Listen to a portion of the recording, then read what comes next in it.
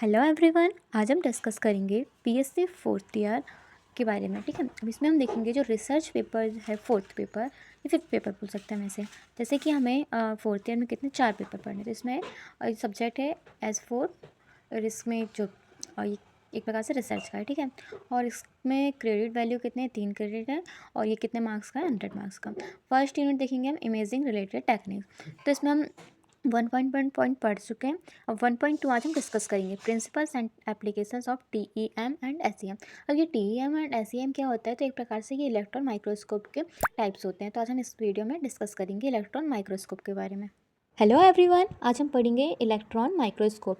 देखेंगे सिनॉप्सिस जिसमें कि हम क्या क्या चीज़ पढ़ने वाले हैं। तो फर्स्ट है introduction, second principle of electron microscope, third structure of electron microscope, and fourth है types of electron microscope, fifth applications, and six है लिमिटेशंस। तो सबसे पहले आज हम फर्स्ट में पढ़ेंगे इंट्रोडक्शन। इंट्रोडक्शन क्या होगा कि इसके इसके किसके मीन्स इलेक्ट्रॉन माइक्रोस्कोप के जो आविष्कारक हैं वो कौन है, जर्मन वैज्ञानिक जॉनॉल और रस्काइन। इसके द्वारा छोटी छोटी वस्तुओं या सूक्ष्म जीवों की स्टडी की जाती है।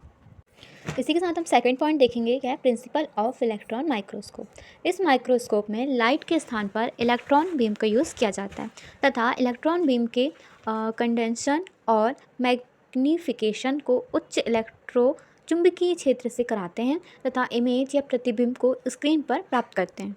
थर्ड पॉइंट है structure of electron microscope. Means जो माइक्रोस्कोप होता है उसका जो स्ट्रक्चर होता है वो कितने भागों में डिवाइड होता है, एक प्रकार से निम्न भागों में, जो कुछ इस प्रकार से। जो फर्स्ट भाग होता है वो क्या होता है, इसमें कैथोड, यह उच्च वोल्टेज पर इलेक्ट्रॉन की करंट प्रोड्यूस करता है।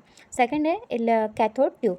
कैथोड ट्यूब का करता है, यह मेटल की बनी एक नलिका ट्यूब होती है जिसके एक सिरे पर कैथोड होता है तथा उसी के द्वारा इलेक्ट्रॉन कंडेंसर तक पहुँचता है। इसी प्रकार से थर्ड पार्ट होता है कंडेंसर। कंडेंसर क्या होता है, यह एक मैग्नेटिक कॉइल होती है जो इलेक्ट्रॉन बीम को सैंपल पर फोकस करता है। ठीक है, एंड फोर्थ है ऑब्जेक्टिव लेंस।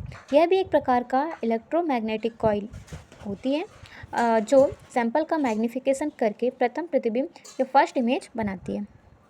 इसी प्रकार से जो फिफ्थ पॉइंट है वो क्या हो जाएगा, ऑकुलर लेंस। यह तीसरी इलेक्ट्रोमैग्नेटिक कॉइल होती है जो इमेज की दोबारा मैग्निफिकेशन करती है।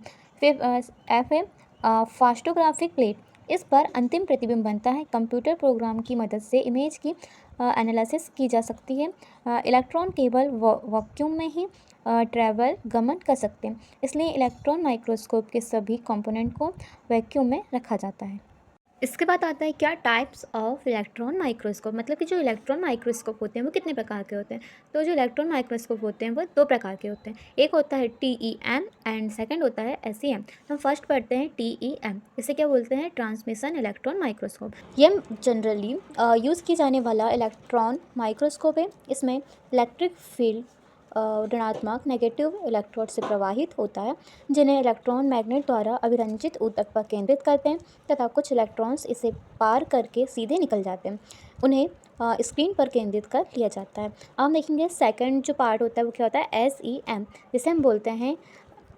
तो एसईएम का फुल फॉर्म क्या होगा, स्कैनिंग इलेक्ट्रॉन माइक्रोस्कोप। इसके द्वारा 3 डायमेंशनल इमेज प्राप्त करते हैं। इसके द्वारा ऊतक की सरफेस की स्टडी करते हैं। इसके लिए स्पेसिमेन को किसी हैवी मेटल जैसे गोल्ड की एक पतली फिल्म से जोड़ देते हैं।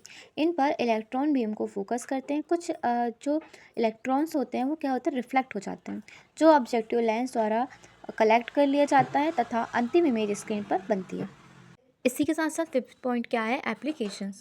एप्लीकेशंस मतलब एक प्रकार से अनुप्रयोग। इलेक्ट्रॉन माइक्रोस्कोप की आवर्धन क्षमता अधिक होने के कारण बहुत से सूक्ष्म जीवों एवं कोशिकाओं की स्टडी इसकी सहायता से की जाती है। सेकंड है सूक्ष्म जीवों, वायरस, स्पोर्स आदि के अध्ययन में सहायक है। थर्ड, सेल ऑर्गेनेल्स के अलावा उनमें पाए जाने वाले बृहद जैविक अणुओं की संरचना की स्टडी भी की जाती है। सिक्स पॉइंट है लिमिटेशंस या सीमा। वस्तु के अत्यंत आवर्धित चित्र बनाने के बावजूद इलेक्ट्रॉन माइक्रोस्कोप की कुछ सीमाएं हैं। वस्तु के यूज़ के समय उच्च वैक्यूम में रखा जाता है, अतः जीवित वस्तु का अध्ययन उसमें संभव नहीं है।